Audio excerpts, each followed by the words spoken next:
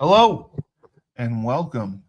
I am your host, the best podcast host in the universe, Steve Cully. I'd like to thank our sponsors at Procyon Partners. Procyon, one of the top 50 fastest growing companies in the nation. They specialize in employee benefits, wealth management, and retirement planning. President Sean Rabinowitz, proud supporter of our podcast network and everything we do. Green Street Trust International, owned and operated by Rennell Jump and UConn legendary men's basketball player Jake Voskuhl. They specialize in tax plans for businesses large or small. They will save you money or get you a big fat return on your taxes. To schedule your free strategic tax planning session today, go to www.greenstreettrust.com. Pete Finch and the Finch Law Firm is located in Bridgeport, Connecticut.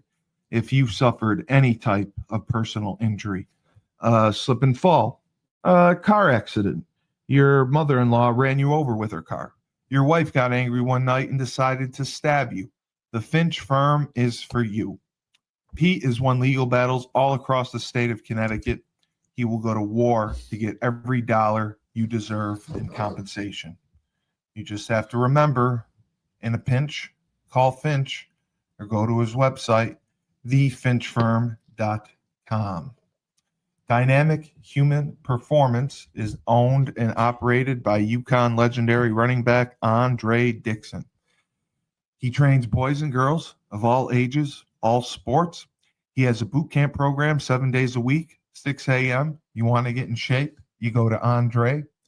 He has an athletic development program where he trains boys and girls in the sport of their choice from the ground up, helps them reach their full potential, be the best they can possibly be. Andre has sent boys and girls to college on scholarship for all different types of sports. To work with the best, he has a 5,000 square foot state-of-the-art facility in Hartford, Connecticut. Go to www.dynamichumanperformance.com. All right. Let's see if we can get this going.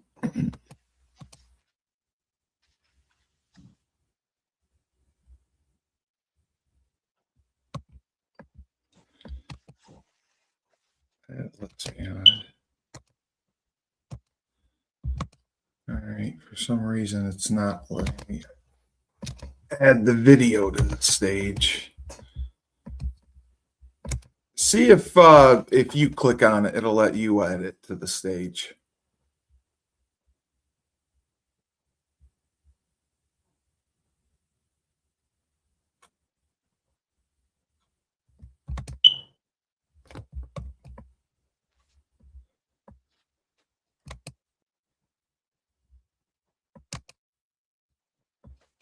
Okay.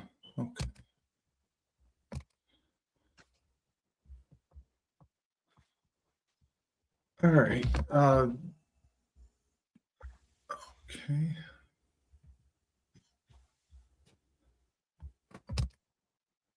Part of it's there.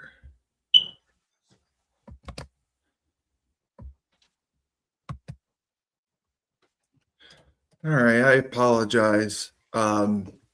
If you get a chance, try emailing it to me and let me see if I can upload it. And then I'll add it to the stage. I am surprised it's not letting me add it. I apologize. So, let me see. I got your email open right now. Let me. Yeah, just see if it lets you add it. You can still hear me? Yeah. Just see if it allows you to add it to the. I can't hear you. Oh, you can't hear me. Okay. Oh, okay. All right. Yeah, just see if. Yeah, I can hear you. I can hear you. See if it allows you to add it to the stage. I don't know why it won't. Oh, let me see. If it doesn't, you can just try emailing it to me, and Okay. I'll add it. But regardless, No, it just says it won't let me add it. yeah, It's that's there, fine. but it won't let me. Yeah, it won't let me either. Okay, Oh, let's see. let me email it to you.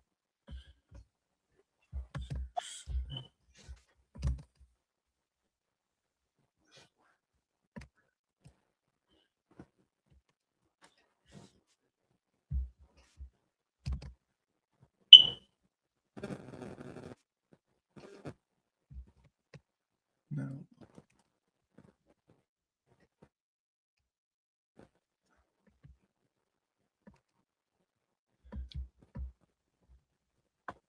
Oh, okay. All right. I apologize. Well, Oh, you got it now? no. Try sending it to me, and I can. I'll see if I can add it in, so I can do it. I apologize. All Anyway, right, no problem. this is in Mm-hmm. focus, and we have the man himself. He is an accomplished author. He is a public speaker, phenomenal. He is a minister. He is a life insurance mastermind extraordinaire. And he is now a licensed card carrying member who is able to actually pull people's heads out of the sand so they can see reality and open their eyes. The illustrious Rob Hill of R. Hill Enterprises, Inc., CEO. Rob, pleasure to see All you, right, sir. brother. The pleasure being seen, sir. No, I sent that already to you. Perfect. Okay. Okay. I will pull it right up. But I wanted to say that basically, right now, in a year of permanent federal income tax or federal estate exemptions, private credit scrutiny at the NAIC, midterm insurance flashpoints, and ongoing debates over who subsidizes whose mortality risk. What does political uncertainty actually mean for the life insurance you already own or the coverage you are considering? We're going deep on the interactions of policy, power, and protection, along with wills and estates, because, as I said, this is in focus with Rob Hill. So that is what we are going to be doing. It's not. All right, maybe it's got to go through. So, Rob, Yes, sir. basically, people have been talking, why politics and life insurance seem to be colliding right now. How would you say the current political environment maybe change the way ordinary families and even business owners think about life insurance as a financial tool, as you say, it's one of the tools, rather than a death benefit? Well, it can be. It's actually both. Right, Okay. right, I exactly. mean, people are just sitting around with 15,000 in their in their account for somebody to be put away, or to have a home going, and that's the basis for that final expense life insurance. It takes care of those expenses. There are 84 different charges associated with funerals, brother. 84. 84. They don't hit you with every one, but they hit you with as many as they possibly can. Of course.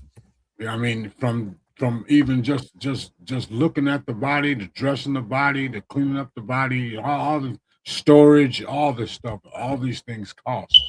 Okay. And so as far as the politics and life insurance, see, what we got to do is we got to understand what politics is first. Okay. Politics is the science of government. Government has no business in business. Okay. Okay. Of course. This is, see, we got all these bureaucrats sitting around and they're telling you to walk a straight line, but they give you crooked shoes. Okay. I mean, they just sit back and just arbitrarily come up with all these different rules and regulations, and we as insurance agents have to jump through their hoops and all that kind of stuff. When I would submit to you, Steve, that government needs to get out of business. There is what is known as an invisible hand that determines, it's the market. It'll determine whether or not your business is going to be viable or whether you're going to fold. Okay. Exactly. It'll do that. Now, as far as the protections for consumers, there are some organizations that, in case an insurance company goes insolvent, then the states would pick up a portion of whatever it was that they had in insurance. Because if that insurance company goes under, then what happens to all them premiums that were paid and those policies that are out there? And that's why the states, each individual state has a safety net for that, just in case that happens.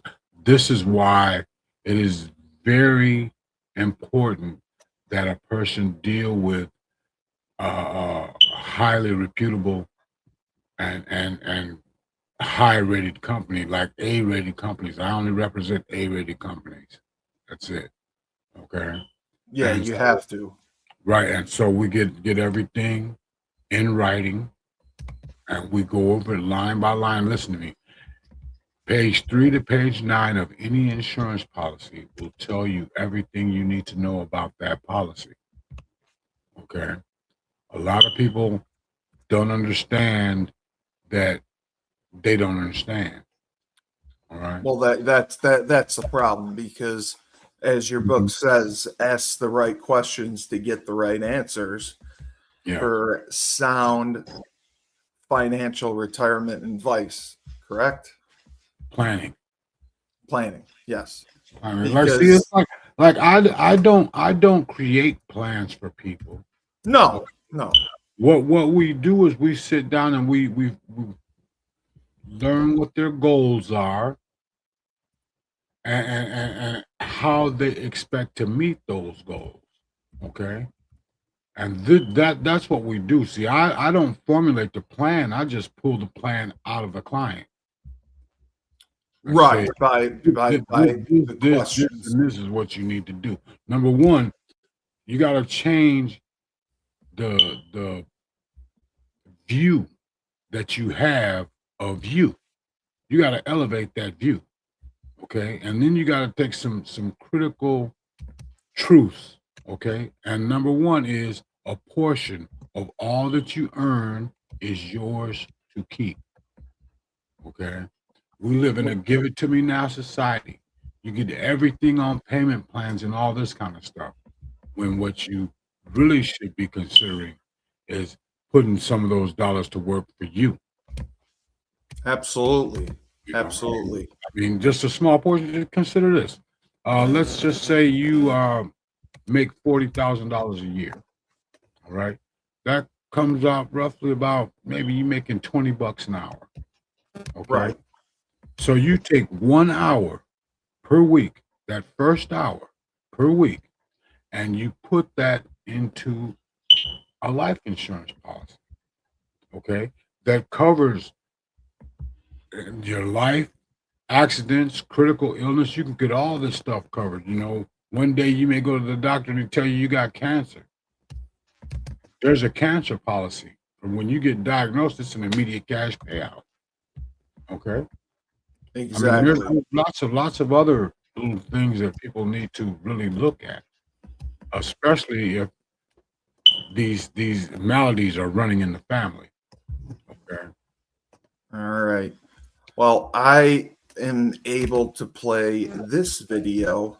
I was going to put it on quick so people could see because it's always my favorite.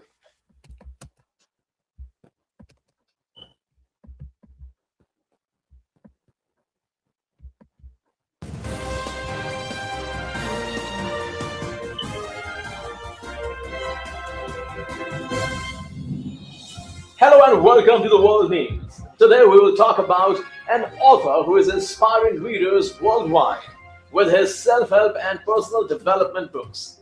His name is Rob Hill. Rob Hill is recognized as one of the nation's leading experts on safe investment alternatives. He is an independent financial advisor who has been helping consumers with tax advantage investment alternatives for over the past 15 years. According to Rob, ignorance is the biggest problem when it comes to financial preparation. Rob has written several books like Are You Willing?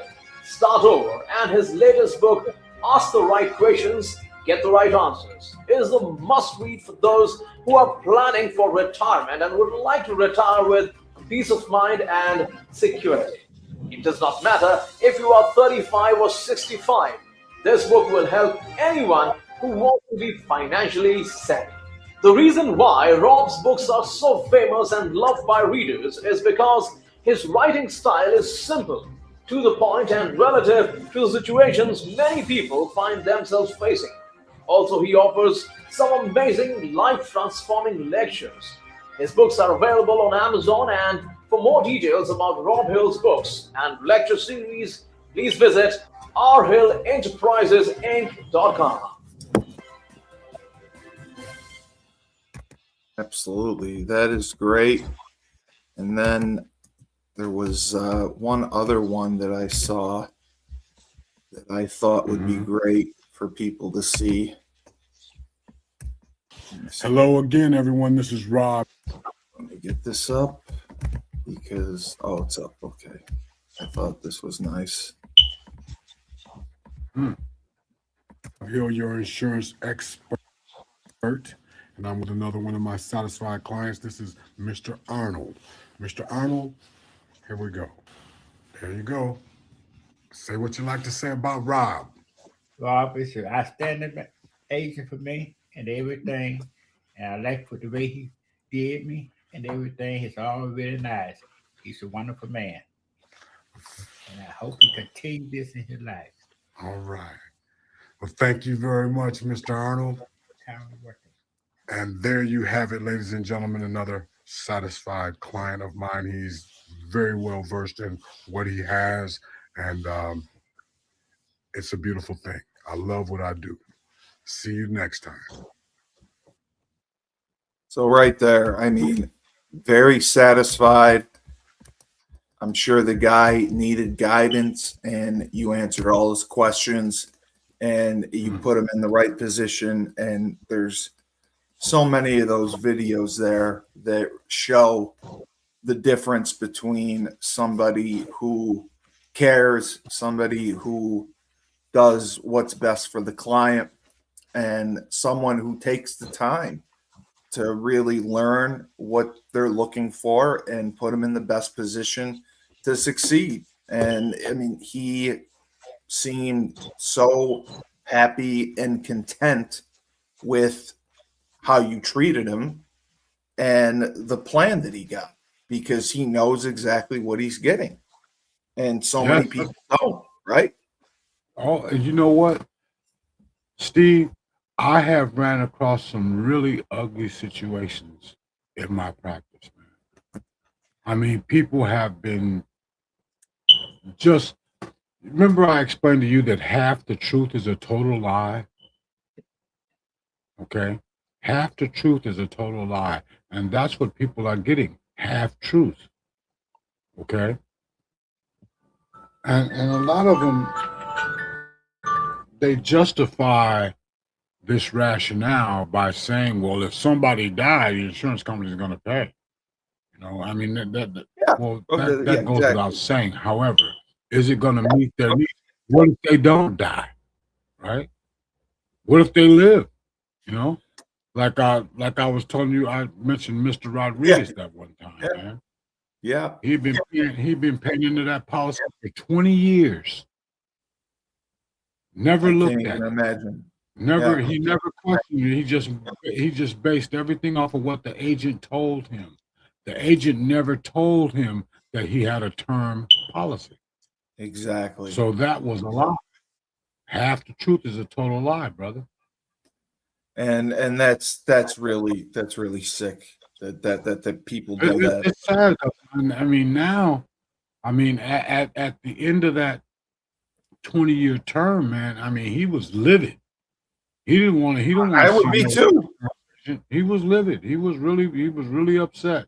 Needless to say, I repositioned him into another policy.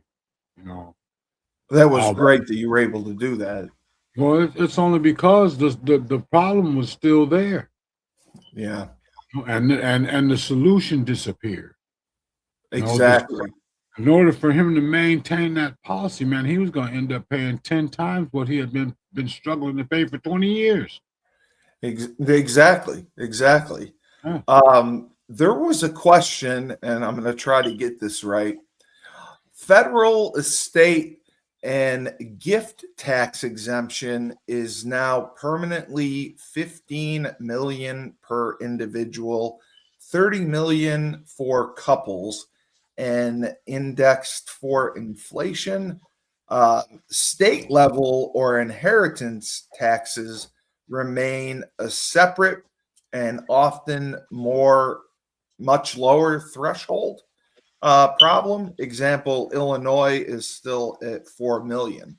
Life insurance proceeds can still count toward taxable towards a taxable estate if the insured retained incidents of ownership.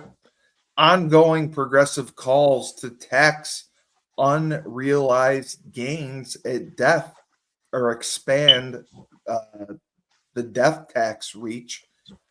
Is that true that estate and inheritance taxes are separate? Well, yes, because they hit two individuals. The one individual that passed All right. and the individual that is inheriting. Okay. And see what's happening now though is we've got the illustrious Donald Trump in there. He's working on reeling all this stuff in, man, because our government, man, they got their hands in everything. Everything, man. Absolutely. And we don't need that. You got a bunch of bureaucrats sitting around. They can't run a lemonade stand, but they want to tell you how to run your business. Well, I mean, even like you said about people who open a barber shop, you should just be. Yeah.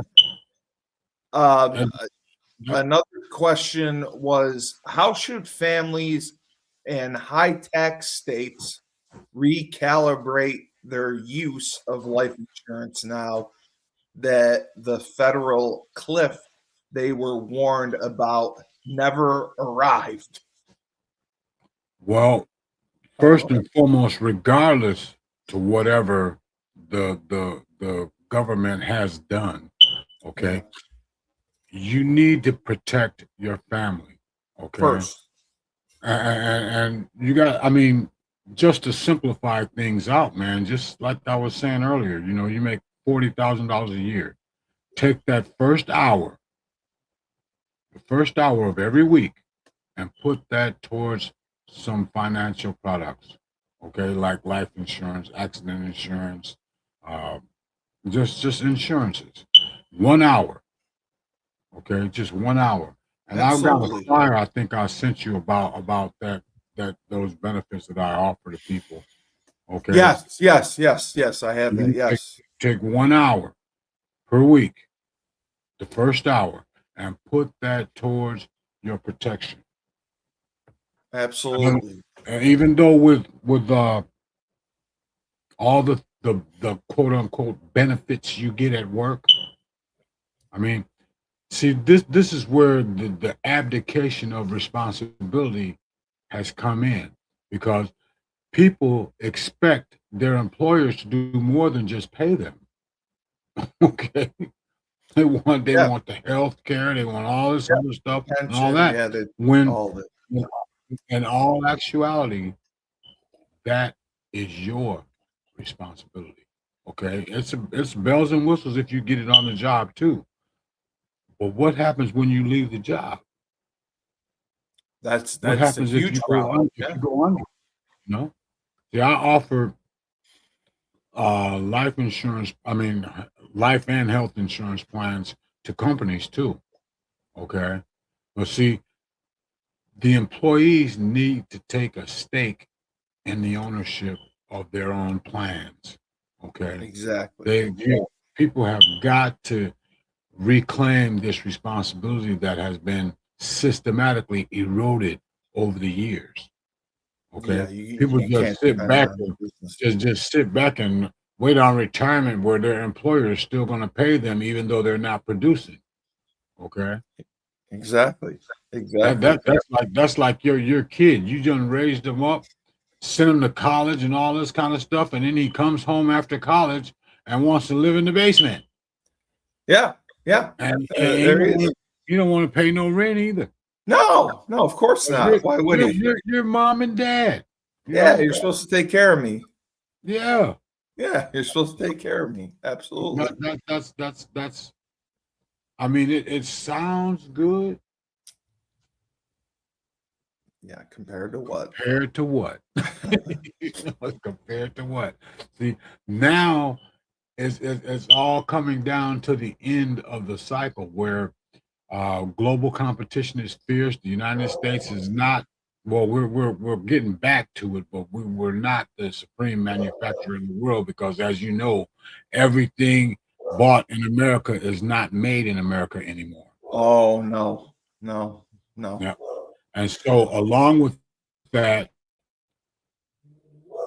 that that with those incoming products, guess where the money's going? It's going out. Yeah. Absolutely. Okay. That's what's This crazy about it. our government our government had put the rules in place to where capital goes where capital can increase, where it can multiply. Right? You got to pay a person here in the United States. You got to pay them $18 an hour to make a product. Well, you can go Yeah. down to Mexico and you can pay them $18 a week and get Exactly. the same quality. Exactly. Exactly. Okay, so Exactly. where's that business going to go? Okay, and It's so killing. what Trump did, what Trump has done is he's leveling the playing field. Okay, Right. you put With tariffs on their tariffs. products. I mean that levels the playing field.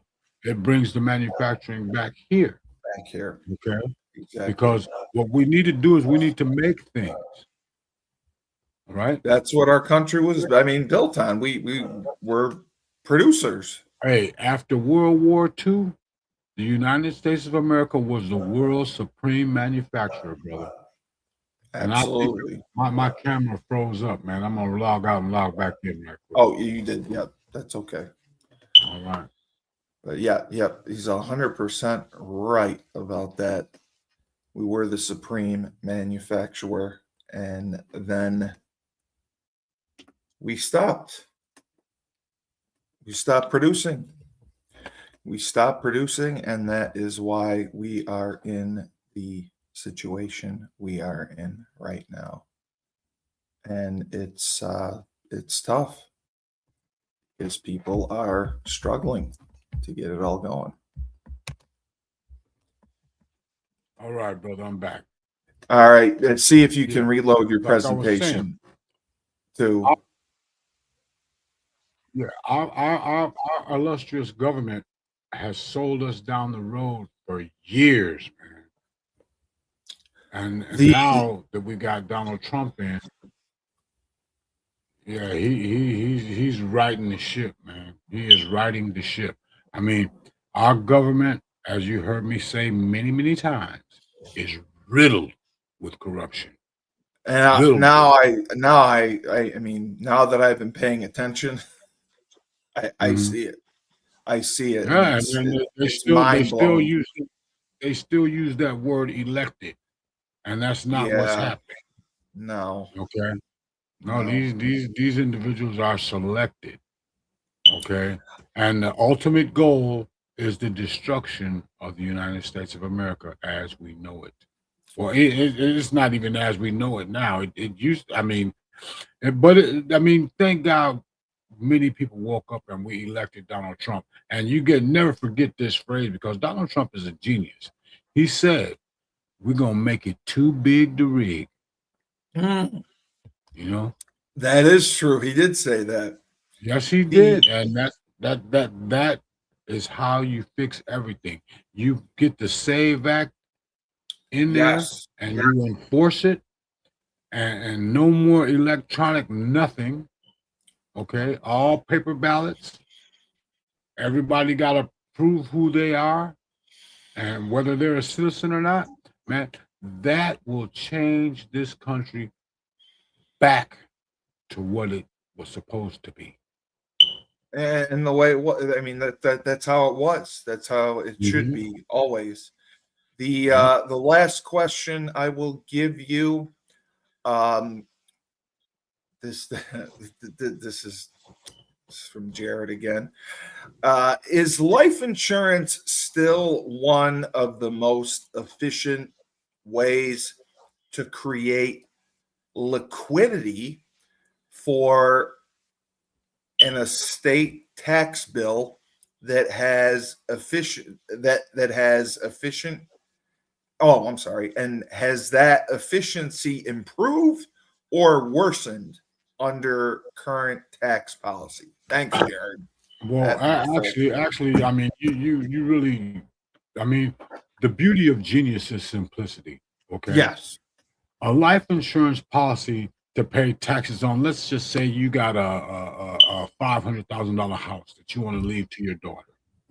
Okay, do Correct. you know that she's gonna get hit with inheritance taxes on that That thing before it gets released to her? So this is why number the one. trust.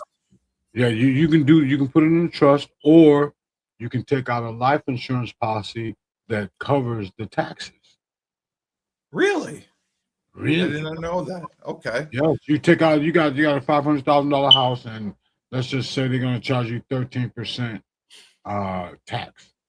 All right. So you take out a policy for that 13%, and then when you pass, that life insurance policy automatically can be set up to automatically go for the taxes, and then your daughter inherits free and clear.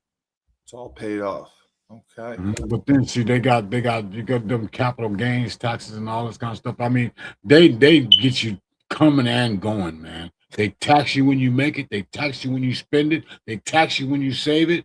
And I mean, it's just ugly, man. We got our government as they are running through so much money. It is mind boggling. Okay, it is All right. mind. No, it is, and it's crazy how it is right now. But you're right. Trump is tearing it down, making it Mhm. too big to rig, and Oh yeah, the he's the, reeling them in. Yes. the Save America Act, the voting policy. I hope it. It hasn't gone through yet, correct? But It will. it's supposed to be It voted will. It on. Yeah. will. I mean, when you got upwards of 80% of the nation that want it, Yeah. Why is it not law already? See? Yeah. They need to get rid of these rhinos and these democrats, man. They need to get rid of all of them. There need to be perk walks.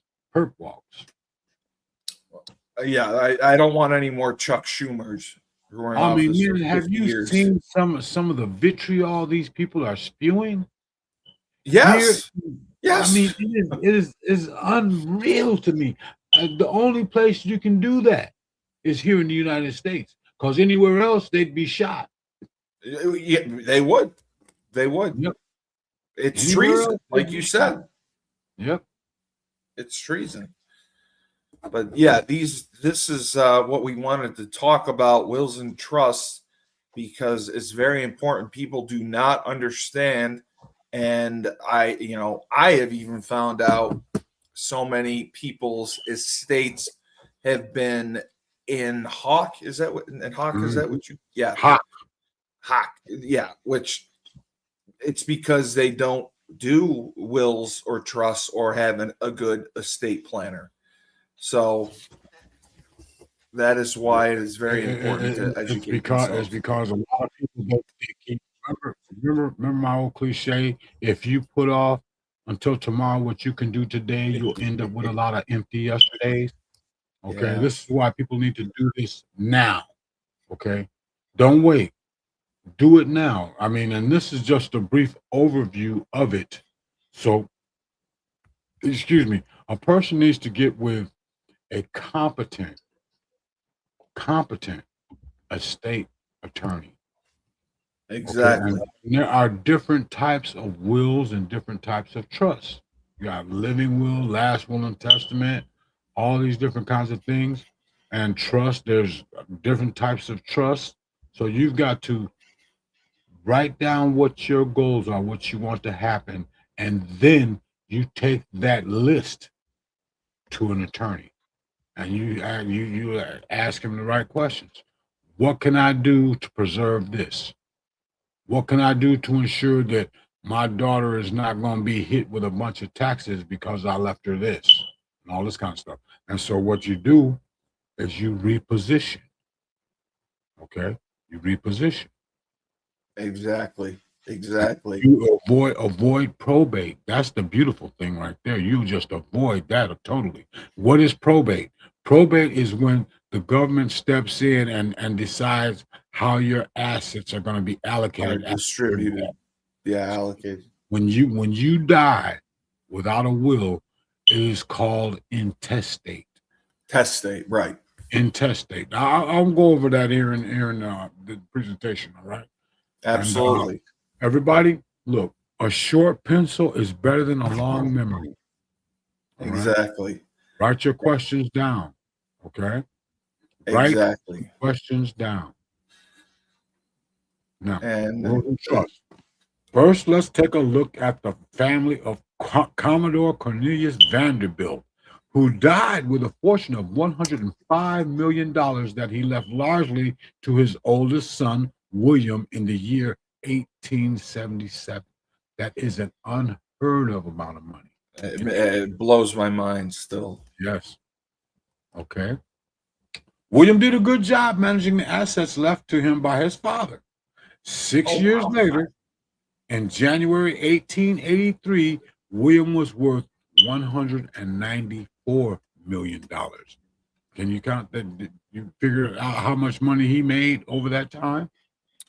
Okay. Yeah, close to 20 million. 20 million, man. You better up. I'm sorry, 200. Well, no, he was left with 105. Oh, 10. I thought it was 175. Okay, so No, okay, got it. Yeah. Right.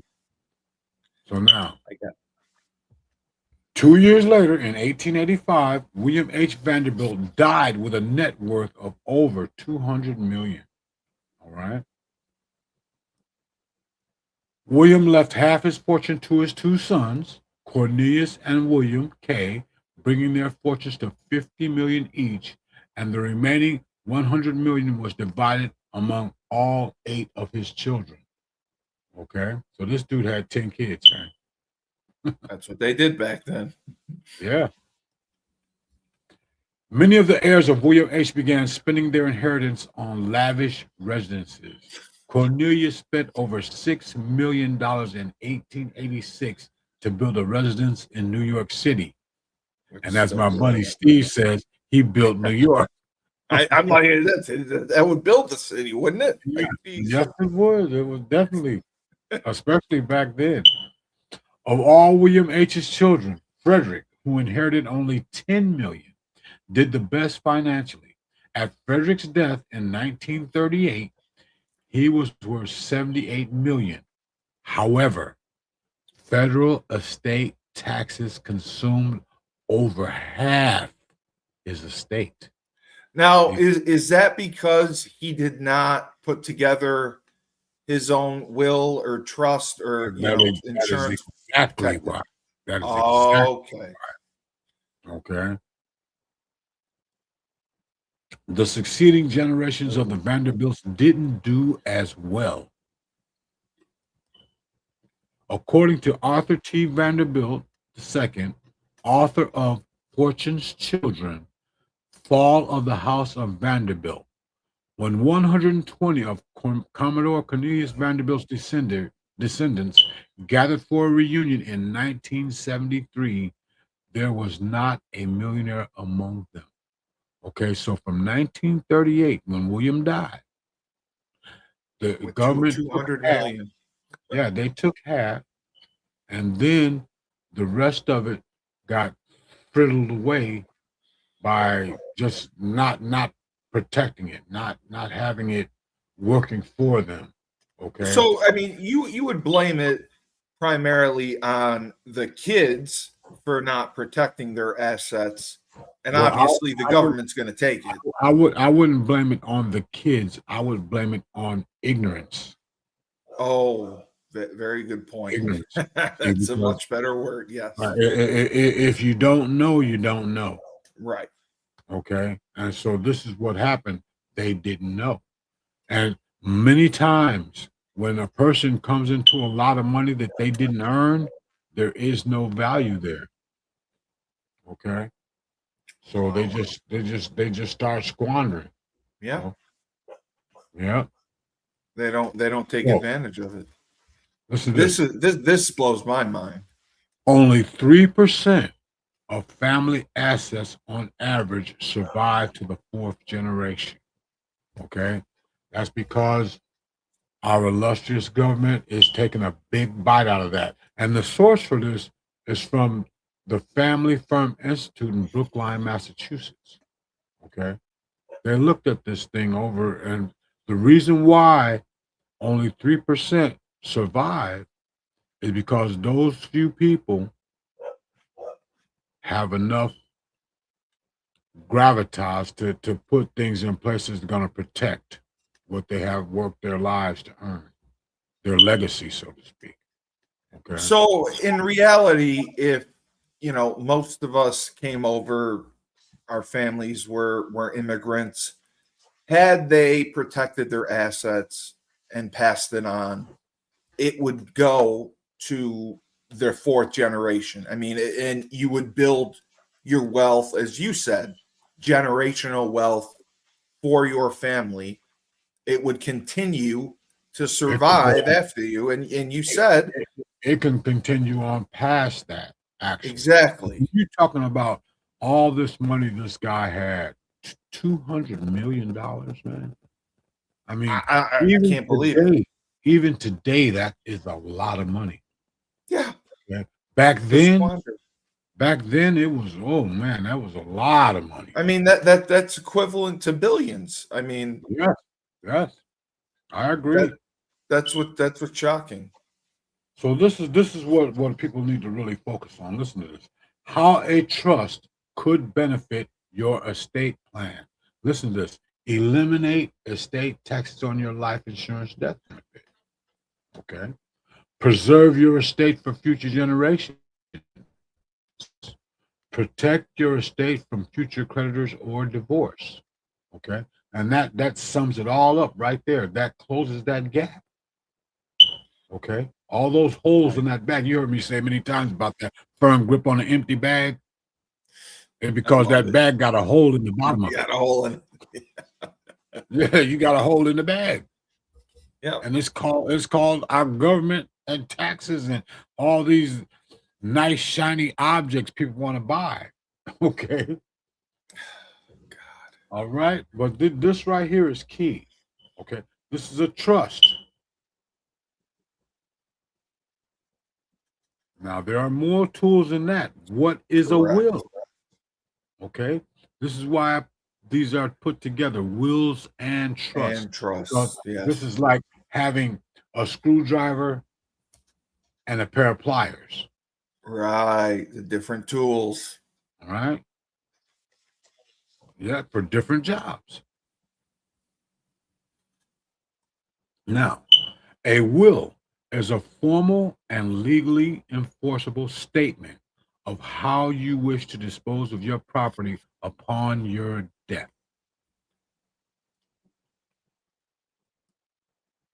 A valid will allows your last wishes to be protected by law. Right. Mhm. It can be changed at any time prior to death or incapacitation. Okay, you got to be in a sound mind. You know, you can't just Right. all of a sudden get dementia and decide you want to leave everything to your cat. You know? So the will can be used to express kindness, anger, surprise, appreciation, etc. Okay, and all those, notice those are all emotions, brother. Yes. Yes. Okay, Surprise. yeah, Yeah. yeah. So why is a will important? And it simply boils down to this. You heard me say this many times. The beauty of genius is Is simplicity. simplicity. Okay. Why a will is important is simply this. It's not what you make, it's what you keep that counts. Exactly. Now, without a will, you cannot control who will inherit your property upon your death. You hear that? Yeah, that's true. That's crazy. Without a will, you cannot control who will inherit your property upon your death. Should you die without a will, your property will be distributed according to the laws of your state. And Yes. if they can't find your heirs, guess what happens? Get sold off. They're supposed to look for 10 years. Really? Oh yeah, but do you think they do it? I can see them looking for 24 hours. I don't know If about 10 that. years. that. Yeah. Yeah. So listen, our government has an insatiable appetite for other people's money. So you're telling me they're not supposed to do anything for 10 years with your property because they're looking for anyone of relation, any heir. And if they can't, that's what's supposed to be happening. Correct. But just my asking, who is supposed to do this? Just out of curiosity. The bureaucrats, brother. The pencil pushers. So they can determine, like, after a week, this person doesn't have anyone. Yeah, let's go. Yeah. They just Wow. just push it off and just let it gather dust. That's amazing. Yeah. So who should make a will? Well, everyone should. Yeah, every adult should have a will. You need 2 qualifications to prepare a will. Number 1, you must be 18 years old. And number 2, you must be of sound mind. And Right. that is very relative right there. Okay. No, I know. I mean, looking at some of these people out here today, I mean, you can't be in sound mind looking like you're looking. You know, you say many times we got people walking around now looking like they straight out of the brother. You ruined me. I went out Saturday night and did karaoke, and I just, because of those words, my eyes were fixated on the crowd around me, and I was just mesmerized, looking like, wow, he's right. Like, I never paid attention, but I can't believe some of these people leave the house like this. Really, it's amazing, man. I was talking to this young guy, and he's got his pants hanging off his butt and all this kind of stuff. I'm like, man, who told you that looks good? Right? And I didn't go into the history No, that means, but but but who yeah, told you? Those are not your friends, man, to tell you looking no, good. no. It's Huh? just hilarious how Hey, with friends like that, you don't need enemies, brother. your brain and your sayings are transferring over to me. All right, look, hey Steve, when you respect yourself, there's certain things you are not going to do. You're right. You're right. You're right. I mean, I say Democrats all the time. I say they're not elected, they're selected. The willfully ignorant. It's the truth. I mean, I really, I got to start giving you credit every time I say it. I got to copyright. I said, this is not my saying. This is by Rob. Okay. I did put it in one of my podcast write-ups for Mhm. my friend Razul, who owns the House of Changes for the Sober Living House. And Yeah. I put, yes, in the words of the illustrious Rob Hill, the willfully ignorant. Yes, Yeah, it is. It's by choice. I It's by did. choice. I And tagged you you in it. know, the hardest thing in the world to do, Steve, is to think. This is why most people don't do it. It is, and I have found that because you have talked about reading, which I was not doing a lot of, and reading out loud. Right? I was reading and reading out loud, and somebody asked, "What the hell is that noise? What are you doing?" I go, "I'm reading." I go, "Can't you read to yourself?" I go, "No, actually, I'm reading out loud. You hear the words come off the Yeah. page, and it just resonates with you so much more." It's like this. You see it, you Yes, say it, and you hear it. all three, right? Mhm. Okay, and it's something like you've heard me say this many times. Your mind goes through what I like to call mental Mental gymnastics. gymnastics, yes, Yes. and that's so true. Yes, it Oh, is. It's very true. I Okay. didn't As give you long the as long as you're reading something that's gonna put some meat on the bone. yes, exactly. You ain't gonna don't read Godfather 15 or Jaws 22. You know? No, I won't. Yeah. I didn't mean to Okay. interrupt you. All right. So sound mind, and that's a relative term, brother. Sound mind means that you must understand what you are giving away and to whom you are giving it. You can't leave it to your cat. You must prepare your will free from implied or actual threats, pressures, or trickery. The will should be written in the state of residence, and it is valid across all 50 states.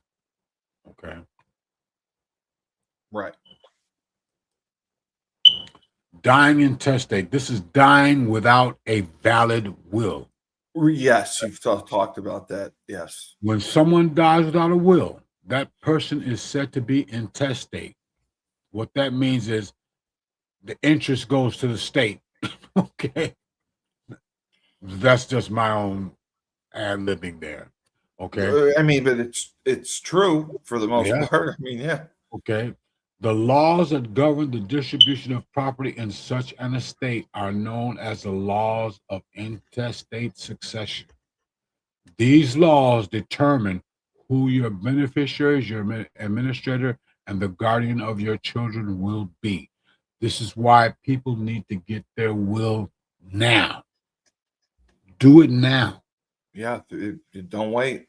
And you get your will, you get it notarized, and you send a copy to the state so that they have it on record, so that they don't be sending you to probe or sending your items to probate, making your heirs wait 1 to 2 years to receive your assets and all that kind of stuff. I mean, you can avoid all of that with a will, Right.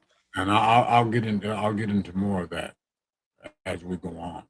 Heir versus beneficiary; these are two very different Yes. definitions. Okay, an heir is defined as a person who legally due to inherit with or without a will.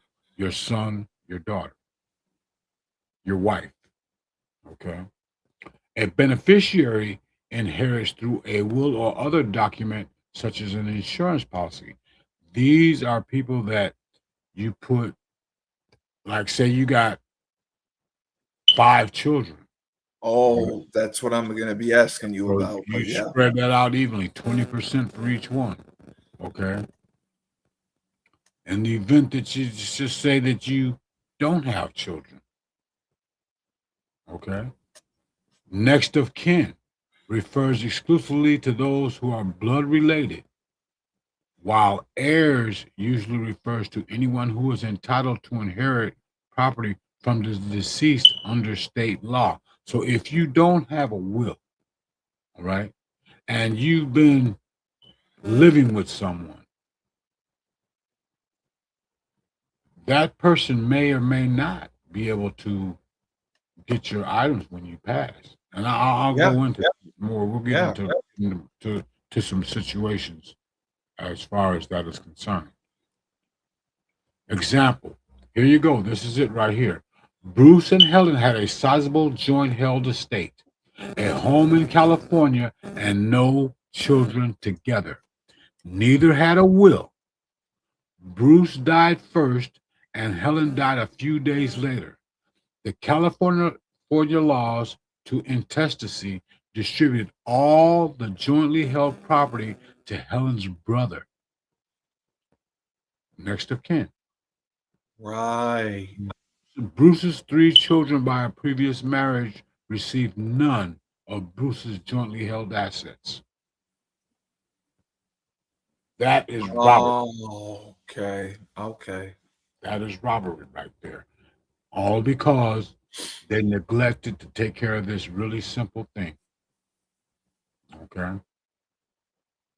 So this is why everybody listen to this thing. If you don't have a will, get one now. Okay, because you don't know. No, and it causes wars. Oh yes. Oh with yeah. with siblings, which I was sorry to hear about.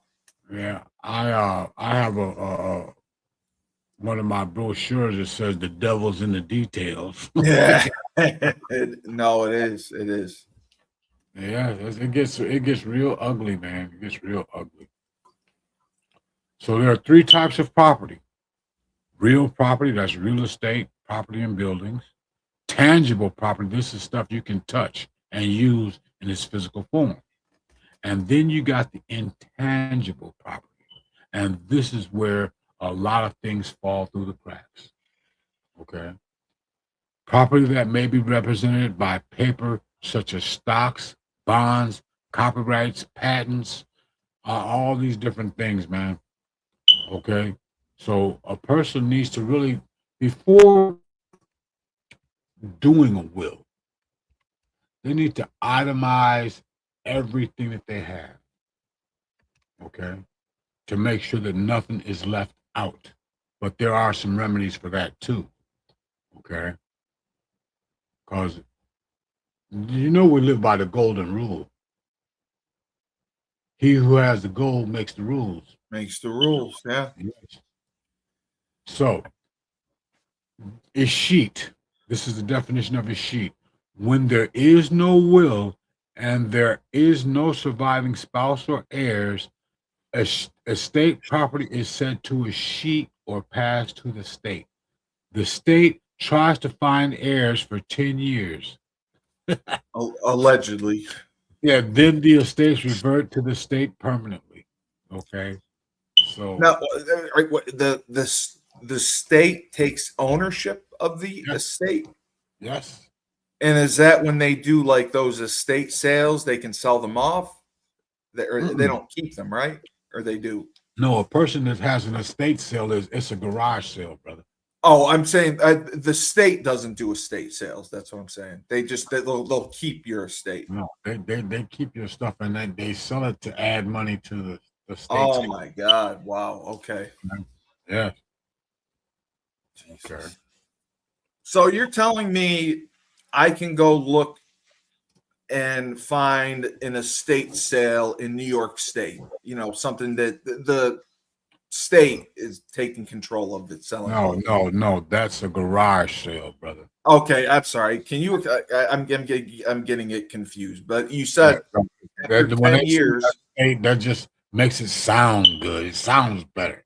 Estate sale versus garage sale. You know? When the state you said they will sell off the assets though after 10 years, correct? They could. They could. Okay. If they do that, Yeah. is there a way to like look? Can normal people buy these products that are being sold? There's probably some way that you can get into that and find out what property. Because that's what I'd be curious about. What property the state has, but If the Jones estate. there would be tax liens and things like that. You know, Oh, okay. Different things like that. But I the got it. joint will is the single will of two or more testators, such as a husband and a wife. Oh, People I may, didn't know you people could may do that. separate, lose a copy of their will, or destroy the will without the other's consent or knowledge, or get divorced, or whatever the case may be. Okay, so you got to prepare a separate will for each testator, even if the wills are identical. So the husband and the wife Mhm. die, and you only have one will. You're saying that it's not good enough. No, That you have to it's provide good. two. It's good, but let's just say Okay, that the husband dies, correct. okay, and he had his will in the safe deposit box that he didn't tell his wife about. Okay. Okay, now she got her own copy; they're identical, and when the other will comes out, that'll be proven that they are identical. Okay. But yeah, so you gotta have separate wills, man, because you Yeah. never know. I mean, things happen, Yeah. and it's just a backup. Yeah. So prepare a separate will for each testator, even if the wills are identical.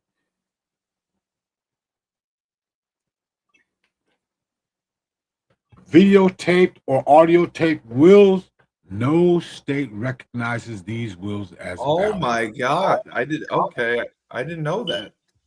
Yep. Videotaping is one method of establishing the identity and alertness of the testator. Accompany it with a formal will. Okay. Oh, okay. So you can't just present a videotape. No, You have to have both. Mm-mm. No, you got to have this stuff in writing, man. It's got to be in black and white. And it has to be notarized. Right. The notarized. That's huge. Okay. Elements of a valid will. The will must be in writing. The will must be signed by the testator, that is the person making the will. The will must attest to 2 or 3 adult witnesses who will not benefit from your will, and use your legal name on your birth certificate. Like a wife, her name was Brown and now her name is Rogers. Oh, the maiden name. Okay. Right. Use her maiden name. So you have to have 2 witnesses to sign off that they're there. Or more. Wow. Mhm. Okay. Mhm. That's just another validation. Yeah, I didn't know that. So But somebody could sit back. I mean, you got these shysters out there, man, and they'll make a will in your name and then murder you. yeah, no, believe me, I watch Dateline. I know. Yeah. So I mean, it's deep. It's deep. Okay. Self-proving will. Although use of this clause is not a strict legal necessity, it is strongly recommended that you prepare and use this clause with all wills. Although few states have not enacted legislation to allow for their use in court, the current trend is for all courts to allow their use. This clause will allow for your signature on your will to be proved without the necessity of having the two witnesses appear in court, a point which will save time, money, and trouble in having your will admitted to probate if necessary.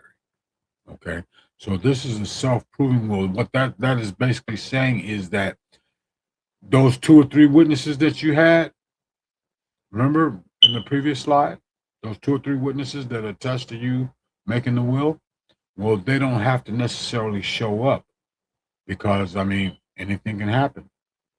They might have moved to Alaska. Oh, that's You true. know, anything Wow. can happen. So this is where they're working on getting this through all the courts. Yeah, that's big. Yes. Your personal representative, an executor. That is the person the testator chooses to handle the affairs of their estate. Okay, that's the executor. An administrator is the person appointed by the probate court to assume the duties of an executor should a person die without a will. Okay, big difference there. And that second one, the administrator, that's a bureaucrat, brother. Yep. Somebody that's sitting around getting paid to do nothing with other people's stuff. So, I mean, is there technical? What would be the government name for an administrator appointed by the probate court? An administrator. That's Appointed just by what the they call them. probate. Okay, you're the administrator, and you're going to be the executor of this. Well, no, person. the executor is Oh, a person that the person, the testator, the person writing the will, that is the Right. person they choose. Okay. Right. An administrator is the appointed by the government. court. Yes. Yes. Oh, okay. And they do it. Wow. After your will is completed, look, do not make any changes directly on the will after it has been completed because that will not fly. No, it's yeah. Okay. Has it been completed, signed, and witnessed because those changes will not be valid. Oh, you Okay, can't make somebody- changes. Yep. Okay. Somebody could get your will after you laying there on your deathbed and start signing everything over to themselves. So People if you're do gonna that. make Wow. changes, yeah, if you're gonna make changes on your will, you gotta prepare a codicil. That is an amendment. Or Right. prepare a new will. Right. Okay. If you create a new will, destroy the old one because that will do nothing but cause problems. Well, I can tell you, I watched a Dateline over the weekend where a husband killed his wife, basically over money, and she had created a new will, and wow. he destroyed the new will, killed her. And it took a few years, and then they ended up convicting him for the murder. Yeah. But it was for financial gain because she had a lot of money, Wow. and they were going to divorce. She created a new will. She had people testify that she created a new will. It was never found because he got to it, and I immediately thought of you. It's like I mean, that's. I mean, man, People do anything for When it money. I get it. comes to financial things, man, I mean, the devil, It does. It takes over. Yeah. yeah, the devil's in the details, brother. I mean, you should see. Well, hopefully you don't have to see it, but man, the siblings battling over I know. it gets real messy. Well, yeah, that's the question I'm going to ask you about when you're done. Okay. So we got a bunch of people asking for your opinion. Mhm. So then, what is probate? Probate court is the entity that processes the estate of a deceased person that didn't have a will or a trust. The probate estate is all of a person's assets that go through the probate process, and that is everything. Now, let me ask you this because I am a true crime guy. Anna Nicole Smith, when she passed, Mhm. she was in probate court because she married that 90-year-old guy who was rich, Mhm. and he allegedly left everything to her. The son contested it, saying that he was not of sound mind, or she was using sex to get him to sign everything over. And they ended up in probate court contesting the will. Is that something different? Well, see, the thing about that Yes. situation, there are a lot of variables in that thing, man. Correct. Yes, I understand. I Yes. mean, why would he not leave it to his family? He didn't leave it to his son. No, and his son was furious. No, but this you got to question that though. Right. You know? Yeah. I mean, why would he do that? I mean, It was left to his son, and then he married Anna Nicole Smith and changed his will. no, that's what it said. We don't know. I mean, got allegedly had a new will, Mhm. leaving everything to her. Allegedly, and I mean, I mean, he was up there in the age, man. She should correct. have just came in and said, "Hey, honey, sign this." Well, she did. I mean, he did didn't know what sign he was it, signing. He didn't know what he was signing. and that's what the son contested, that Yes, he didn't know what he was signing. definitely. So You gotta be is in the back that of your mind? Yeah, he's 90-something years old. No, throw Yes, that yeah. out. Is that Throw that out. is that probate court that it's contested in? That's what you go in there. Yes. Okay. That's what I Okay. wanted. So that's what happens when a will gets contested. Okay. Okay. Got you. Then you got the government, the bureaucrats step in to sort things out. Right. Which happened. Okay. Last will and estate planning. Without a will, you cannot ensure that the property you leave behind goes to the people you want it to. Without careful planning, your heirs may encounter some serious tax and property ownership issues. We talked about that earlier. Yeah. Okay. This is where the proper planning needs to take place, man, because you want to leave blessings, not curses. Well, you said you're only remembered for the problems you cause or the problems you solve. That's it. That's it. I think I said that too this weekend. Yeah. Yeah. I'm You're gonna count the picking up times I well, quote. young grasshopper, you're picking up. I am. I'm gonna count the times I quote you during the week. All right. Now, definitions. Okay. Oh, The homestead is your primary residence.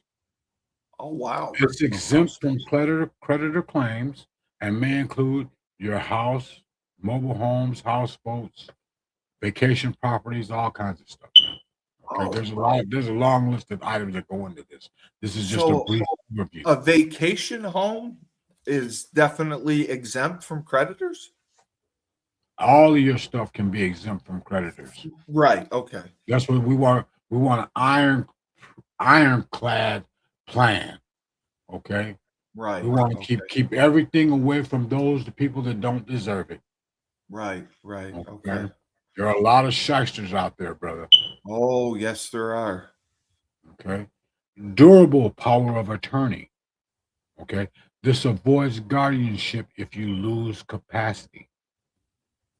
Someone steps in to manage the finances for your estate, and you got to make sure that this person can be trusted. Okay. The pre-need guardianship if you are a danger to others. Pre-need guardianship may be necessary due to third-party interference. Now, all of that is just said to say this. When you lose your faculties, okay, you're not thinking right or anything like that, I mean, and you've got weapons around, and it don't have to be a gun. It could be a kitchen knife. It could be anything. It could be a baseball bat, whatever the case may be. But if you are a danger to others or to yourself, this is where you need this in place. Okay? You understand what I'm saying? Yeah, 100%. All right. Minors, ways to appoint guardians. The pre-need guardianship that says, well, if you get incapacitated, your kids are gonna go to your sister. Okay. The power of attorney, meaning that someone can sign documents or make decisions on your behalf, or they can petition the court, okay, on your behalf. All right, both parties must sign. What is a living will? Now, we talked about wills and trusts. We didn't talk about living will and living We did trust. not. Right. But listen, the will takes effect before you die and may include the right to die and death with dignity. Oh, Like I told really? you earlier, yeah, like I told you earlier, man. I didn't remember that. I get into a jacked up I'm situation. pulling the plug. Pull the plug. Pulling the plug. Okay. But are you talking about death with dignity, like in Oregon, where they, 6 months to live, you can take the pills and kill yourself technically? Well, no, actually, that's what you call murder. Well, They want to say it's assisted I suicide. It's I murder. agree. I agree with that. Yes, I It's agree. murder. But I know that it's legal in certain states. Is that part of a living will? Yes. Oh, it is. Yes. Okay. Okay. If you, 'Cause it's if, you right to want, die. if you want somebody to help you kill yourself, I mean, I they know. say that, I mean, that's death with dignity. I think death with dignity is simply this: let me go. Don't be having all these tubes and all that kind of stuff. I agree with that. Yes, I agree with that. It's All the right, just people. let me go. You know, I've seen documentaries on it where these people do it and they get the bottle of the pills and they're like, I just want to have it in case. Mhm. I want to do it if it gets too bad. But yeah, you're right. I mean, just let me go. I mean, look, if I'm not able to live, Yeah, take me out. Just take me let out. me go. Let me go. Don't hold me prisoner. But I mean, you wouldn't willingly take pills that were going to kill you. No. If you were No. sick and No. okay. No, it's going to be by natural causes, brother. Exactly. Okay. Mm-hmm. Yeah, because there's no forgiveness for suicide, brother. Because that's considered that's what I thought. I mean, like you're not going to get a Catholic ceremony or anything like that, or church ceremony if you do that. I mean, it's considered a sin. Well, right? they'll do the service for you, but that ain't got nothing to do about when you stand in front of your maker. No, that's still a sin. I get that. Okay. Okay. Types of medical treatment: CPR, that's cardiopulmonary resuscitation, Yes. respirators, artificial feeding, and specified no autopsy, No, I don't need no autopsy. I'm gonna go with natural causes. All of this stuff, man. No artificial feeding, all of that respirator, CPR, all that. Man, let me go. Yes. Just let me go. That's That's it. the DNR you signed Mhm. to, right? You know, I mean, back in 19 April 16th, 1986. Okay.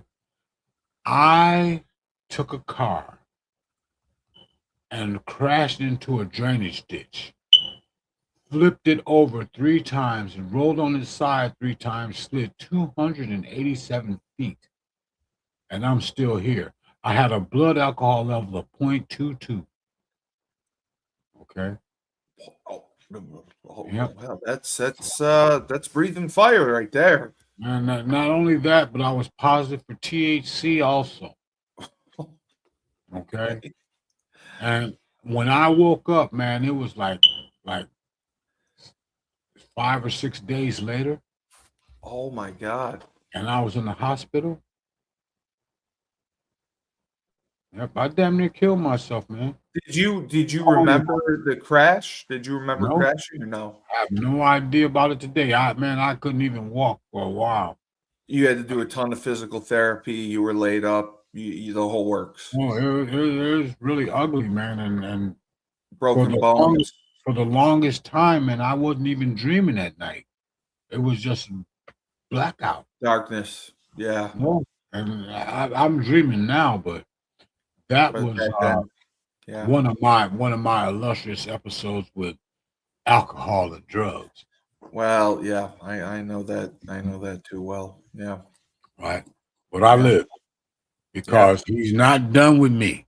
No, that's what I've been told too. That's why we're Yeah. still here. We're here Oh for a yeah, reason. got a duty, brother. Yep, I know. Excuse me. Your family cannot override your living will, regardless. I mean, you got a will and you get incapacitated, can't nobody override it. Okay, it's there. It's in stone. Trust. Now this gets interesting. Trusts have been around since the Roman Empire, about 800 AD. Later, English knights used trusts to protect their lands when they went into battle. Why? Because they might not come back. American trusts have been used since the 1700s, helping colonists protect property from English taxes and government. All right. So this is why they made these things. Creating a living trust. Now there's a trust and there's a living trust. Okay. To avoid the difficulties of probate. This enables you to transfer your property directly to the trust during your life without court involvement. So you move everything into the trust, take everything out of your name and put it in the trust. After your death, the person you appoint to handle the trust may then simply transfer ownership to the beneficiaries you named in the trust. Exactly. This takes probate out of it. Okay? Exactly. Takes it out of it. Yep. The definition of a living trust. This is a legal agreement in which a person owning property, the grantor, hands over legal title to his or her property to a second person, the trustee, who manages it while the grantor is alive. This is in case a person gets incapacitated or something like that, like they got an apartment building, they got to maintain it, you know. Right. That's what happens, or I mean, any number of things. Okay, the kids, the home, all this kind of stuff falls under that. Okay. Any question? There is a question, not about. I can pull this down if this is done. No, I'm Um, not doing. I'm not Oh, done. no, keep going. There's a question I'm going to ask at the end that several All right. people have asked about a certain situation. So, Okay. All right. Living trust. As grantor, you do not give up the right to use or sell the property. It is simply put in another entity's name to avoid probate when you die. You hear that? Yes. Avoid probate. All right. Living trust continued. It's simple, inexpensive legal alternative and may eliminate costly estate probate charges, attorney fees, and delays of probate. The probate can take up to 2 years, before anybody gets any of that. You avoid all of that stuff with these tools. A living trust ensures that your loved ones receive their inheritance when they need it most now. Can you say now? Yeah. Okay. I mean, I've heard nightmares about that. Yeah. It is definitely. And you have the final say as to what happens to all trust property. With a living trust, there is no waiting, no public record, and it significantly reduces attorney fees at the time of death. And it could even as much as eliminate them. Eliminate. Yep. Mhm. The living trust continued. A living trust can be canceled or amended at any time prior to the grantor's death or legal incapacity. Prior to. Oh.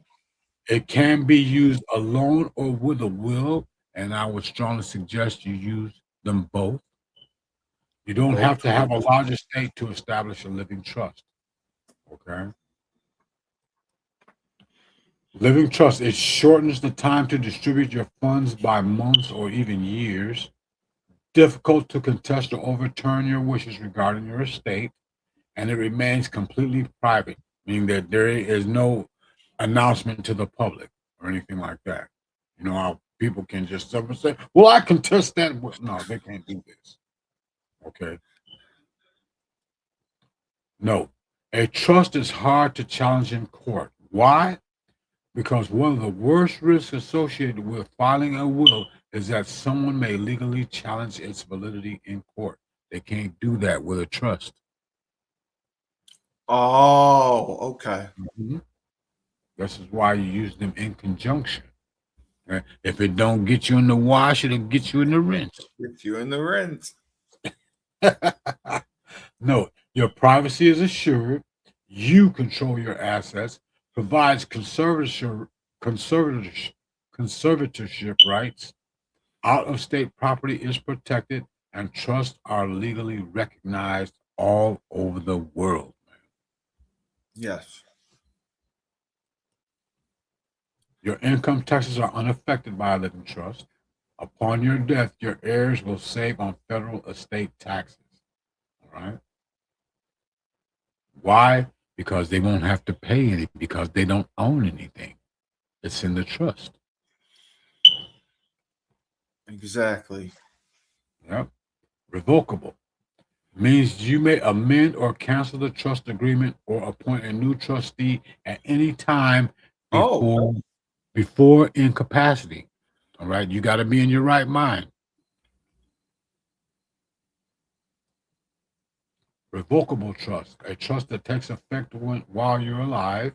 The revocable means that you can change it. You can, do whatever you want to do with it.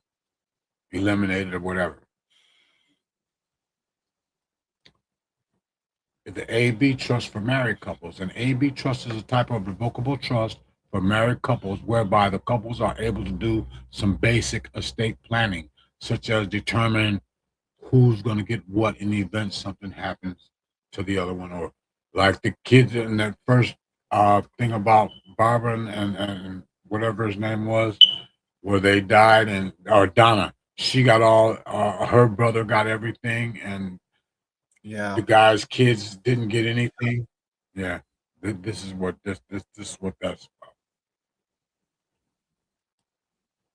Irrevocable living trust. It is exempt from federal estate taxes because the trust is not considered to be a part of the grantor's taxable estate. That is key right Yeah. there. That is key right there. Okay. This is something that needs to be brought up to everybody. Look, People it in don't the know trust. this stuff. I know. That's why I do this. Okay. The goal to take out of your name as much money as possible, keeping it from the income reduction squad and other agencies so your beneficiaries will inherit instead. Right? It is the right of every American to lower their taxable interest as much as humanly possible. Okay? We're not talking about tax evasion, we're talking about tax avoidance. There's a difference, a vast difference there. Okay. Caution. You are giving up the right to control and amend your trust. There may be gift tax consequences resulting from transfers into an irrevocable trust. You can avoid all of that. You just got to be aware of it so that you can preempt that. Okay. Because there's Right. ways around it all. There's ways around it all.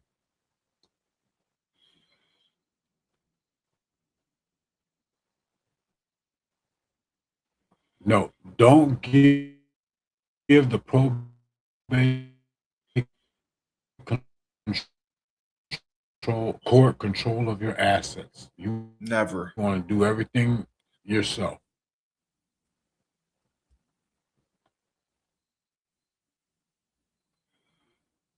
Insurance trust allows the death benefit to have.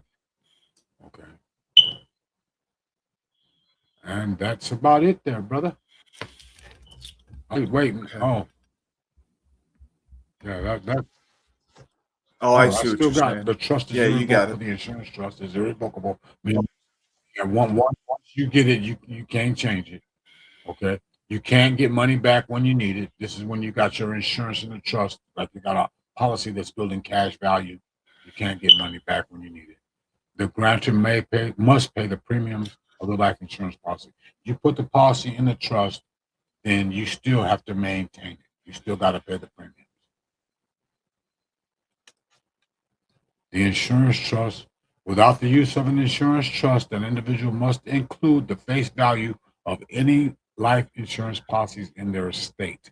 This may force payment of estate taxes. That is it's a little blurry there because a lot of people think that the death benefit on a life insurance policy is not taxable. But there's a threshold where they do get taxable. Oh, there is. Okay. Oh yes. Oh yes. The testamentary trust. This is a trust created through your will. Listen to that. Through the Huh. will. I did not. But it Okay. must go through probate. It must go through probate. Okay. So we want to avoid that. Community property. A husband and wife commingle their property. What's yours is mine, and what's mine is yours.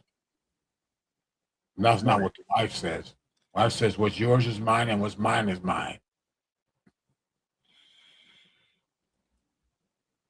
A revocable trust may contain spendthrift provisions that prevent beneficiaries from assigning their interests in advance.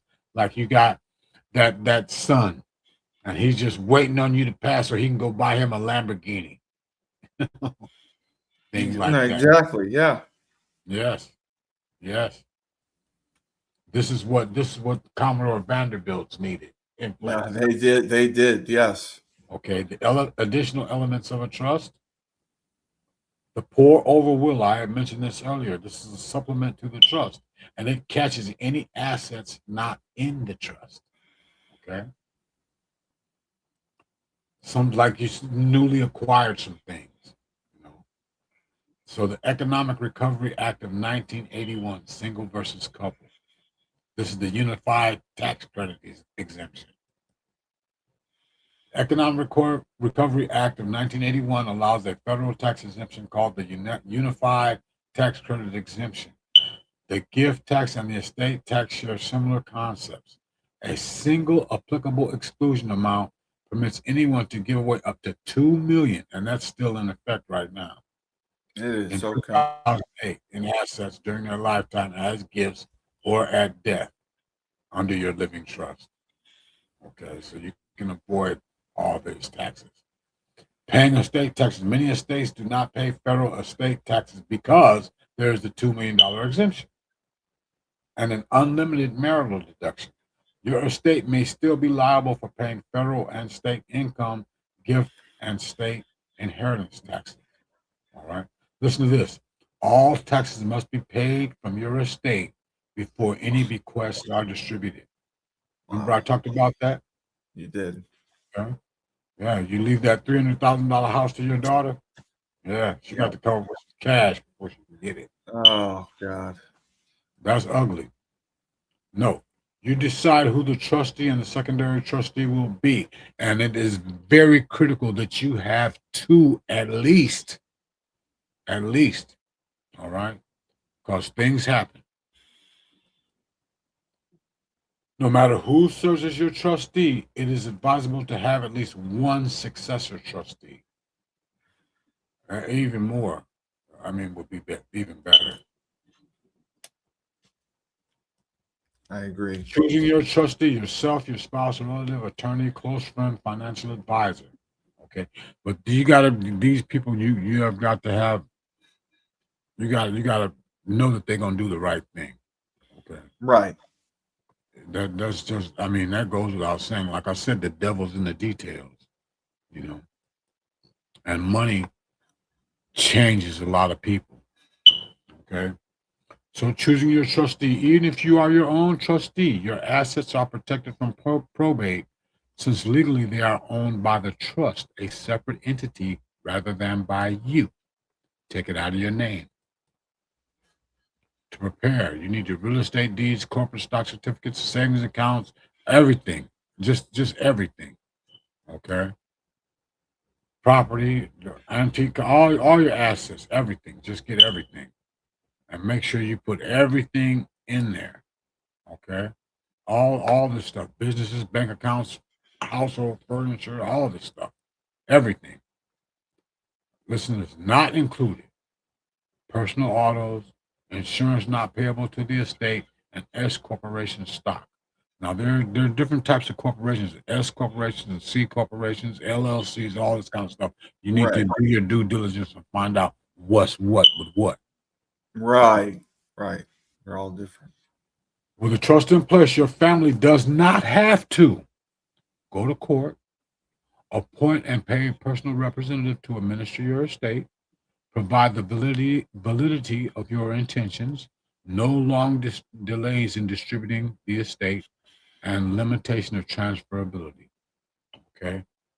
So you don't have to have any of that. You can transfer everything, whatever you want to do, you can do it. This information you obtain it at this lecture is not, nor is it intended to be legal advice. No, You should consult an attorney for individual advice regarding your own situation. And I thank you. And that is the end, brother.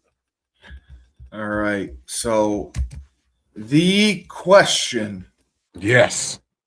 many people have asked about, and I know you're not a sports guy and you may not be familiar with what has been going on.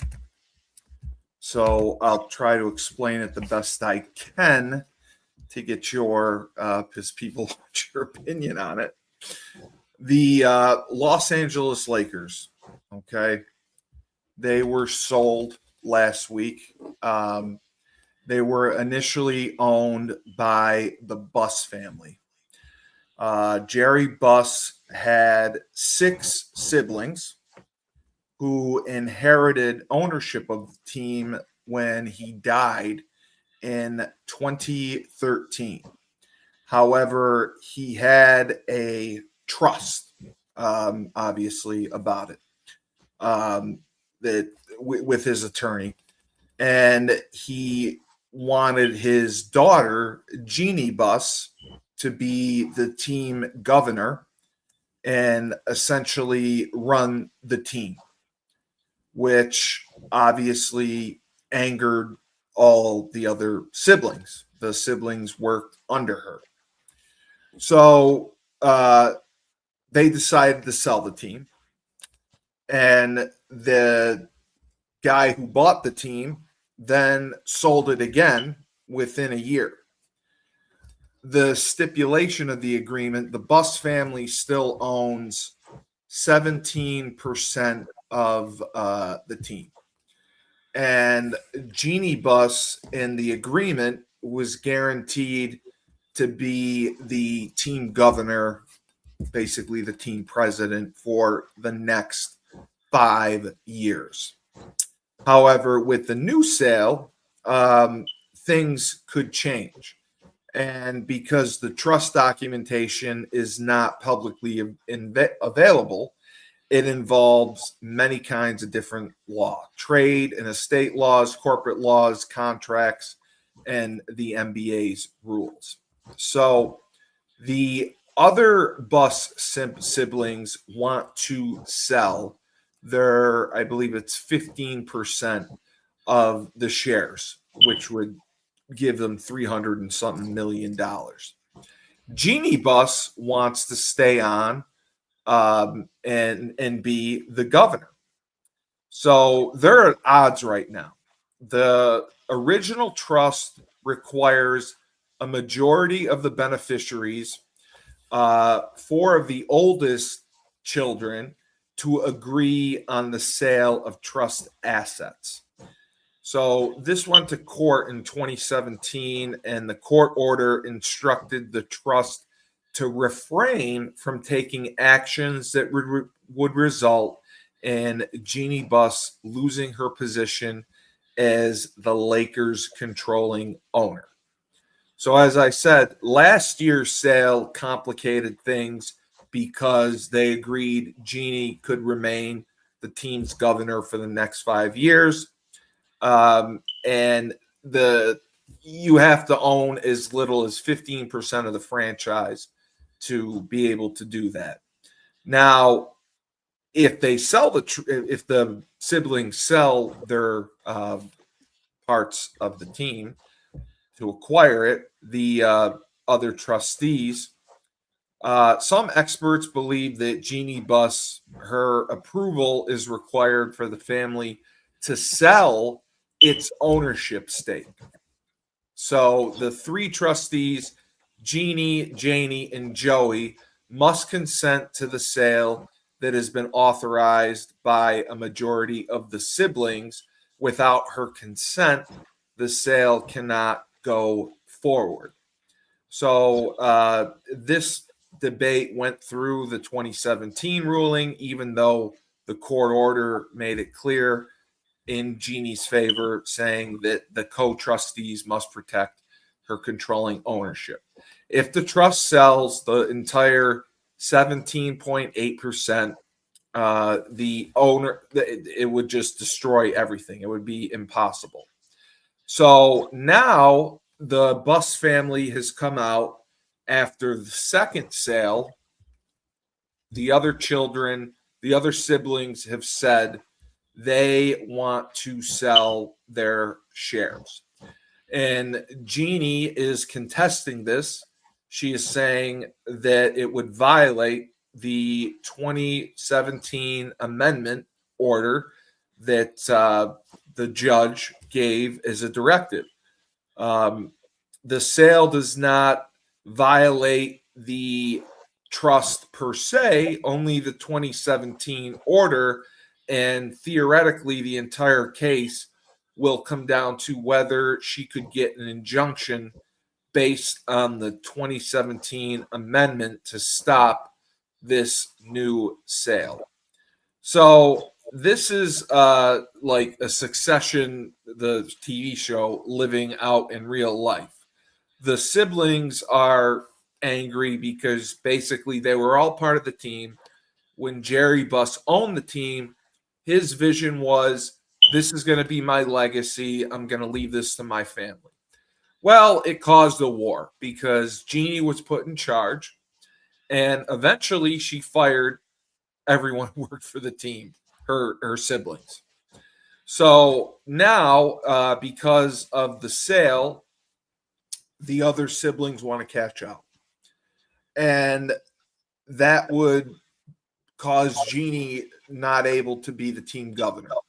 So they're saying that she would have to either buy out the other siblings, or it's going to be a court battle that could take years to hash out, because the trust in a state world, as they say, does not move fast.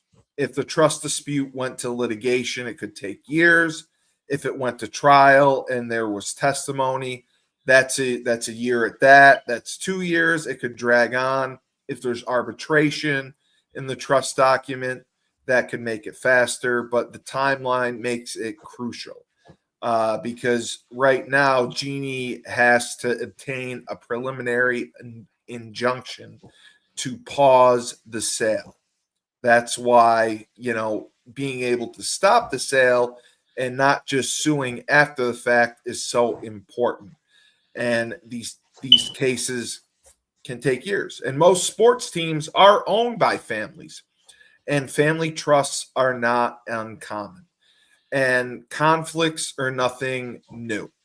So a lot of people have been asking, I don't know if I explained this well enough, but what your thoughts are on if Jeannie Buss will be able to remain the team governor, if she will be able to stop the sale of, not necessarily the team, of her siblings selling their assets, or their shares of the team, or she would have to buy them out completely to keep over 15%. They have 17.8% stake in ownership. Well, So there's a lot of I know, and I apologize. I'm not giving you. No, let me submit to you this right here. If this is truly a trust, Yes, then the trustees can't sell. that's what I thought based on the 2017 amendment. Yeah. No, the trust is the owner. They have access, but they can't sell it. Right. Because it would take the majority vote to do so, correct? So if this was sold, that negates the trust. Right. And the trust. Why? How's she going to sell this thing, and then to the person that owns it, she's still going to have 18% and be the team captain? It ain't happening. No. Yeah, and it's not happening. Once you sell the team, once the team is sold, this guy, he's going to bring in his own crew to manage this team and all that. You're done. And you're done. You don't sell a team and then you get. Yeah, look at any situation. You don't go and buy a house and then you want to keep the pre-owners' pets. Yeah, I'll take care of you. That's a great analogy. Yeah, I'll take care of your Rottweiler for you. It ain't happening. No, so there's a lot of this is all jumbled up, man. This sounds like a big mess. Well, yeah, but I mean, I feel bad because the father bought the team in the 70s and he worked his tail off and he bought it for nothing, made a fortune. The sale just went through for $12 billion. There is no trust there, brother. If there was a trust, they could not sell. Well, no, I didn't explain it properly. The trust is involving the share of the bus owners' kids, the 17.8%, and it's saying that they cannot sell those shares without doing what's in the best interest of Jeannie Buss. And Jeannie Buss was agreed upon that she could run the team for 5 years by ownership. They said they would allow her to do that. Now, whether that can happen or not, I don't know. but the issue is the oh, siblings selling the shares, and they're going to go to court over this because Jeannie does not want to sell the shares, and they're saying that she either is going to have to buy them out or they're going to have to cash out. So that's what people. See, they can't sell the shares. They have access to the benefits of the share, but they Right. can't sell. The trust owns them. They Exactly. don't own them. Exactly. They And just the, have access. and the trust abides by what Jerry Buss said. But I'm just asking, like, I mean, isn't that kind of a shame that this guy, you know, it was his legacy and he passed it down to his children and it caused a war because he put one person in charge? This happens all the time. All the time. Man, But the devil's in it's the family, details. though. I mean, don't. Devil's in the details. That's where they come out. It's family. Man, I was just at a funeral last week, and the one brother took out a policy on another brother. Okay, the brother that he took the policy out on was sickly. Okay, I mean he has some physical ailments plus some mental ailments, and he took out a policy. I sold him the policy, of course. About 2.5 years ago, I sold him this policy. Okay, and it was designed to take care of the final expenses and all that. Right. Then he's got this other brother that is just letting life just do him in. You know, I've told you many times that life will not lift you up. Life will beat you down if you let it. Well, you don't. Yeah, you know. As I said, I said this Saturday. You don't have to do anything to be stupid. I said that. Yeah, I couldn't help it. So okay. So the one brother that has not paid any premium or anything like that, he's thinking that the other brother needs to give him some money for the policy on the brother that passed. Oh, so he's expecting a little, payout because But he got nothing coming. no. Why would he? He didn't pay no premium. Why? Yeah. Why would he? Yeah. He expected his other brother to give him, hey, here you go. Yeah. Yeah, So that's outrageous. Big old blah, blah, blah. So, but I mean, this was family. This was left for the family to run.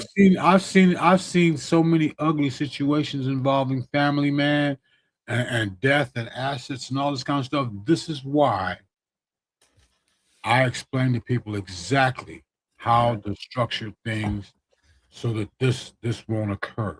All right. But you can't please everybody. Right. Right? Some people are just gonna be, I mean, there are some people, man, that just get scandalous with it, man. And they scandalous. It's just wild. No, I agree. I agree. Go through and take everything and not explain that they took all the money and sold the house and all this kind of stuff and left the brother out in the streets and all this kind of stuff. I mean, it's just crazy. But I mean, the father left equal shares to all the siblings. But the thing that pissed everyone off was he put the daughter in control. And that's what caused all the problems. And that's what, I mean, someone's got to run the team. That's not what caused the problem. It's What caused the problem is the disagreement. That's true. Right. The very self-centeredness of all these individuals when what they should do is they should all come together exactly and do what's best for the group. Exactly. And that's what I thought. Me. You know, that's what I thought too. And I'm like, that's what needs to happen. They need to come together. They need to have one of them come to Jesus meetings. Yeah. I mean, because like this is your father's legacy. Like, yeah. And we're all in it. Yeah. I agree. We're in this thing together. We can do so much more together. If we work together. You're right. let's grow this thing some more. Yeah, You know? absolutely. Let's just keep expanding, as opposed to la. I want mine, man. I want me a blue Lamborghini. You know, It is. And the other situation, which we'll talk about if you get a chance to look into next time, a lot of people had asked about Rupert Murdoch and the situation. I don't know if you're familiar with the succession situation he went through. There was a documentary on Netflix, which I watched, and I thought of you as well. He has a living trust, and it caused a lot of well, problems. he can't have a living trust if he's dead. Oh, I'm sorry. He had a will or something. He had something that was contested in court about running the company. Who would run the company after he Right, passed? right. But see, the thing And about he that is tried to that get it changed. he's got leadership is not delegated. Okay, you cannot delegate leadership, brother.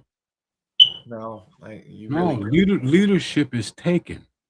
yeah, yes, it is. It is. It's not delegated. You can't delegate leadership. You It can is. delegate management, but you cannot Right. delegate leadership.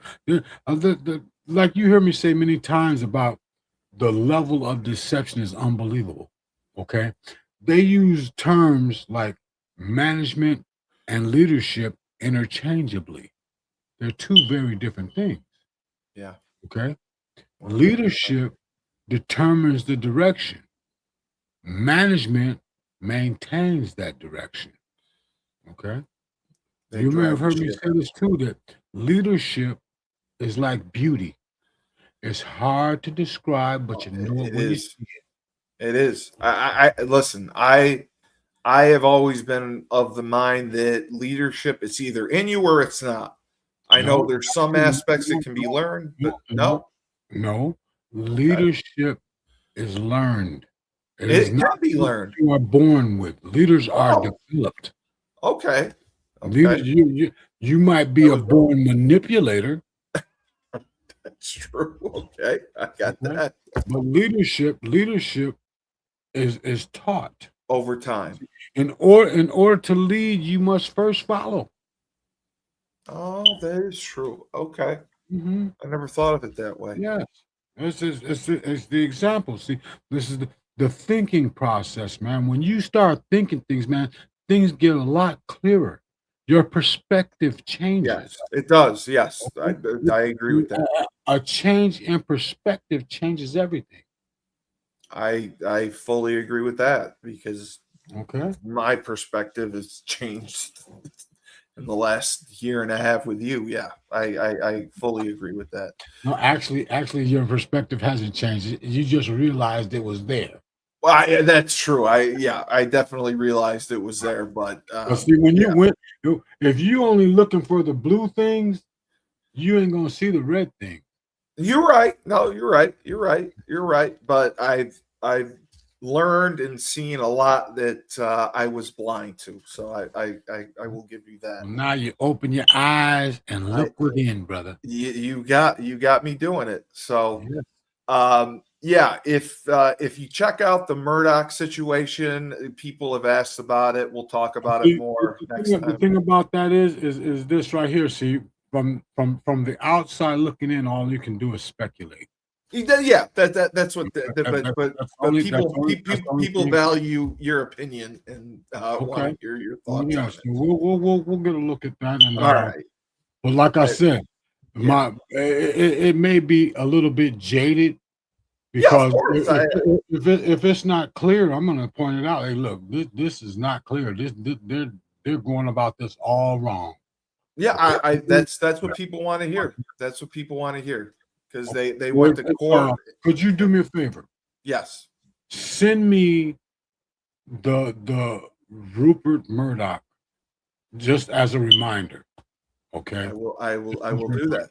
I will do All that. right. I will do And that. we'll be ready to have some input on that on the next go round. And That sounds that- great. that last presentation It's about the same length as the other presentation. I don't know why the other one wouldn't.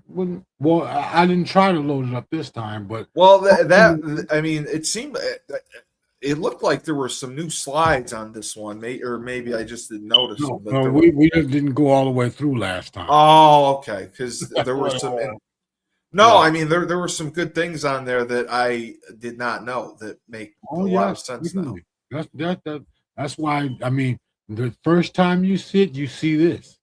The second time you see it, man, I didn't see that the first time. Yeah, right. I mean, it's like you ever watch a movie more than once. Yeah, no, you're right. It's the same thing. Yes, yeah. It's like, Yeah. oh, I missed that. Revisit. Uh, Yes. great show. Thank you for the presentation. Thank you for answering the questions. And I can't say anything more. That was awesome. Rob Hill. It is Rob with 2 B's.